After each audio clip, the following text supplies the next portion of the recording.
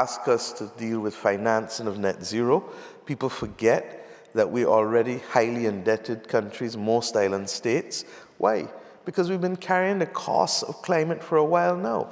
And we're carrying the cost of the G7, formerly G8 countries, industrialization on our balance sheets, and it's wrong. And nobody's making the room to ensure that we get access to grants.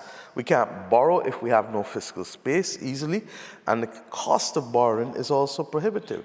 So that what we've said, look, we need international solutions to international problems.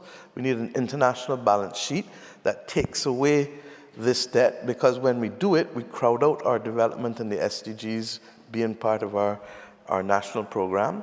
And that is our present, that's not our future. So that if we can resolve these issues in an equitable way, let's take private law.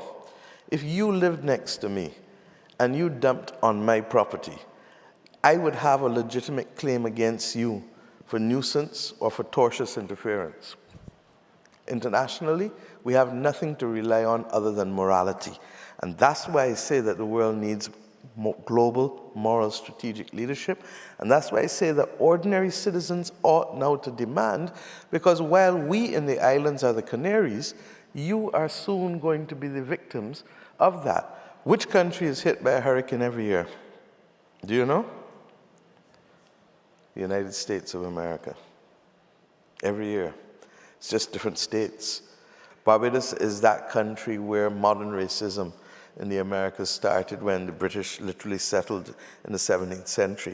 In 1661, the parliament which I lead passed the heinous slave code that spawned other slave codes here in the US, either directly mimicked or in part indirectly.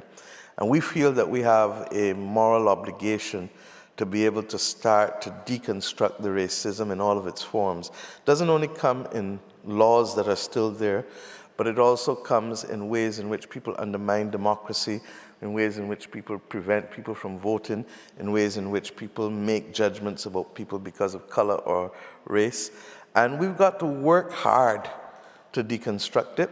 And we have to also recognize that when many countries became independent, there was no development compact or development package left for us to finance education, healthcare, or any of these issues. But when the slaves were emancipated, 20 million pounds was paid to the slave owners, and then by reason of a 4-year apprenticeship scheme, another 27 million pounds of free labor was given. Now, if we were to take the example of Haiti, which is perhaps the most egregious example there is, where the French government took back from Haiti, and I think New York Times did an article recently. Very powerful, yes. That's right.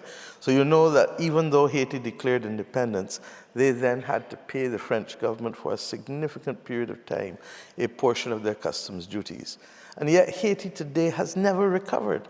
And we have to ask ourselves, can we accept that the Industrial Revolution was financed by the blood, sweat, and tears and money of developing countries, and at the same time causes the climate crisis today? And it's a case of double jeopardy. So we had the wealth taken from us, and now we are facing the consequences of that wealth's impact on the Earth's climate. It's wrong, just simply wrong.